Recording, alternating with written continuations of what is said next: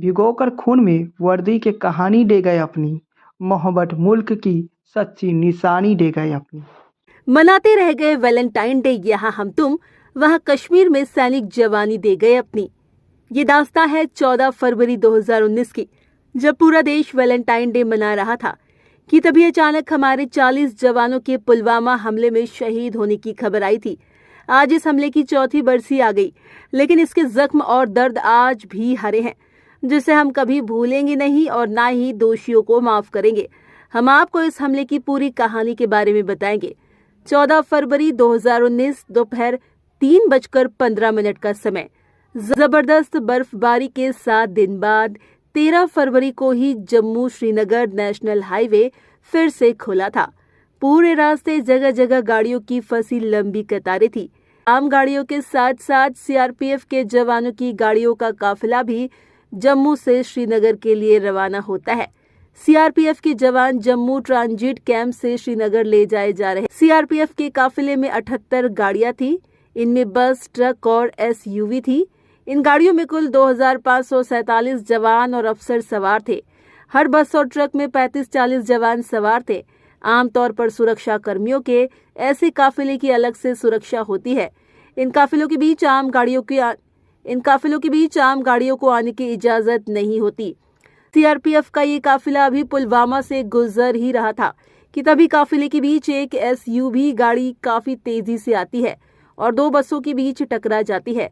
SUV की बस टक्कर होते ही इतना जबरदस्त धमाका होता है कि उसकी गूंज कई किलोमीटर दूर तक सुनाई देती है। धमाका होते ही उन बसों के पर खच्चे उड़ जाते हैं जिनसे एसयूवी टकराई थी। धमाका होते ही चारों तरफ आग के शोले का गुबार उठने लगता है। इसके बाद काफिले में शामिल जो गाड़ियां जहां थी वहीं थम जाती है। बाकी गाड़ियों से फौरन जवान बाहर निकलते हैं और अपने साथियों की मदद में जुट जाते हैं। मौके पर तस्वीर बेहद डरावनी थी। कहते हैं कि एसयूवी में करीब 200 किलो विस्फोटक रखा था। जाहिर है कि टक्कर के बाद एसयूवी के भी परखच्चे उड़ गए थे। जिस तरह से एसयूवी को बस के बीच लाकर टक्कर मारी गई, उससे ये साफ था कि ये एक फिदायीन यानी आत्मघाती हमला था। हमले के बाद इधर बाकी जवान अपनी अपनी गाड़ियों से उतरकर अपने साथियों के पास भाग रहे थे। तभी दूसरी तरफ आतंकवादियों ने हैंड ग्रेनेड और गोलियों से हमला बोल दिया।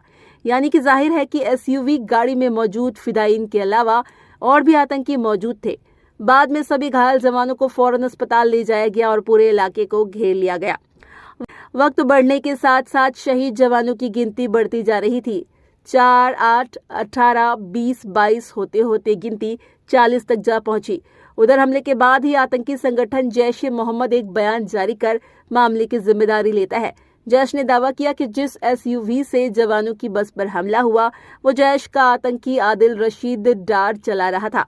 सूत्रों के मुताबिक सुरक्षा एजेंसियों ने 8 फरवरी को ही सुरक्षा एजेंसियों को घाटी में बड़े आतंकवादी हमले का अलर्ट भेजा था। सुरक्षा एजेंसियों की रिपोर्ट में कहा गया था कि घाटी में आतंकी आईईडी ब्लास्ट कर सकते हैं, लिहाजा सुरक्षा जांच के बाद ही जवानों के काफिले को निकाला जाए। डर ये भी था कि इस अफरा तफरी में आतंकी काफिले में शामिल दूसरी गाड़ियों को भी निशाना बना सकते हैं। लिहाजा सभी गाड़ियों को रोककर पहले पूरे रास्ते की सुरक्षा व्यवस्था का जायजा लिया गया। उसके बाद ही सीआरपीएफ के काफिलों को कड़ी सुरक्षा के बीच श्रीनगर के लिए रवाना किया गया। पुलवामा आतंकी हमले के बाद पूरे देश में गुस्सा और रोष था। पूरा देश एक सुर में कह रहा था कि आतंकियों से बदला लिया जाए। भारतीय सेना ने देशवासियों को भरोसा दिलाया कि वे जब तक वीर जवानों की शहादत का बदला नहीं लेंगे, शांत नहीं बैठेंगे, लेकिन तारीख और वक्त वे खुद तय करेंगे। पीएम नरेंद्र मोदी ने भी कह दिया कि इस हमले की पड़ोसी मुल्क को बड़ी कीमत चुकानी पड़ेगी। उन्होंने कहा कि आतंकी बड़ी गलती कर चुके हैं। हमने सुरक्षा बलों को खुली छूट दे दी है। इसके बाद सुरक्षा बलों को पूर्ण स्वतंत्रता दे दी गई है। मैं आतंकी संगठनों को और उनके सरपरस्तों को कहना चाहता हूं कि वे बहुत बड़ी गलती कर चुके हैं। ये कहेंगे कि पुलवामा के शहीदों को भावभीनी श्रद्धांजलि। इसके बाद एयर स्ट्राइक किया, वो कहानी हम आपको आगे बताएंगे। आप सभी कमेंट में जय हिंद, वंदे मातरम जरूर लिखें।